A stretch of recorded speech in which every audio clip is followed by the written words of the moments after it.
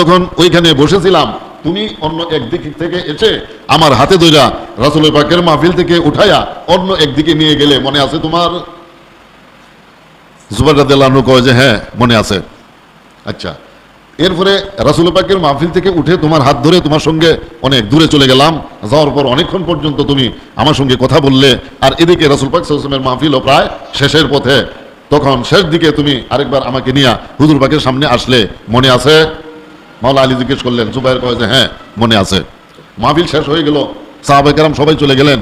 রাসূল পাক তোমাকে আর আমাকে ডাকলেন, এদিকে আসো, তুমিও ছেলে মানুষ আর আমিও ছেলে মানুষ, আমরা দুইজন সমান বয়সের মানুষ।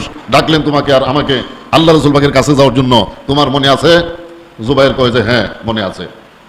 আচ্ছা, আমরা যখন আল্লাহ রাসূল পাকের কাছে গেলাম তখন রাসূল পাক তোমাকে জিজ্ঞেস করছিলেন, কি জুবাইর, এই আলীর সাথে তোমার অনেক মহব্বত নাকি? তখন তুমি উত্তর দিয়েছিলে যে হ্যাঁ ইয়া রাসূলুল্লাহ, আলীর সঙ্গে আমার অনেক মহব্বত। মনে আছে তোমার? জুবাইর কয় যে হ্যাঁ মনে আছে। আচ্ছা, তুমি এই কথা বলার পর আমার হুজুর পাক সাল্লাল্লাহু তাআলা আলাইহি সাল্লাম তোমাকে বলেছিলেন যে এত মহব্বত যার সঙ্গে তোমার, এই আলী, একদিন তুমি এই আলীর বিপক্ষে অন্যায়ভাবে অস্ত্র ধরবে, মনে আছে? এই তো জুবাইর চুপ হয়ে গেল, আর কোনো কথা কয় না। তাহলে বোঝা গেল কি তার মনে পড়ে গেছে, আমার হুজুরের বাণী জুবাইর রাদিয়াল্লাহু আনহুর কানে ঢুকে গেছে, মনে আছে, ঠিক বোঝা গেল না? তিনি একবার চুপ হয়ে গেলেন। চুপ হয়ে যাওয়ার পর তার হাত থেকে তলোয়ার পড়ে গেল এবং তিনি এখান থেকে চলে গেলেন মাওলা আলীর সামনে থেকে।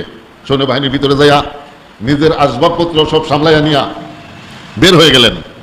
বের হয়ে যা তার ছেলে আব্দুল্লাহ রাদিয়াল্লাহু আনহুর কাছে গেলেন। সে আব্দুল্লাহ জুবাইরেরই ছেলে, আলীর বিপক্ষে বাবার সঙ্গে যুদ্ধ করার জন্য এসেছেন এই জামালের যুদ্ধ বসরার জমিনে। জুবাইর রাদিয়াল্লাহু আনহু বললেন হযরত আব্দুল্লাহ রাদিয়াল্লাহু আনহু যে বাবা চলো আমরা জায়গা, আলীর বিরুদ্ধে আমরা যুদ্ধ করব না, আলীর বিরুদ্ধে কি আমরা যুদ্ধ করব না, চলো আমরা জায়গা। তখন আব্দুল্লাহ রাদিয়াল্লাহু আনহু তো বাচ্চা মানুষ,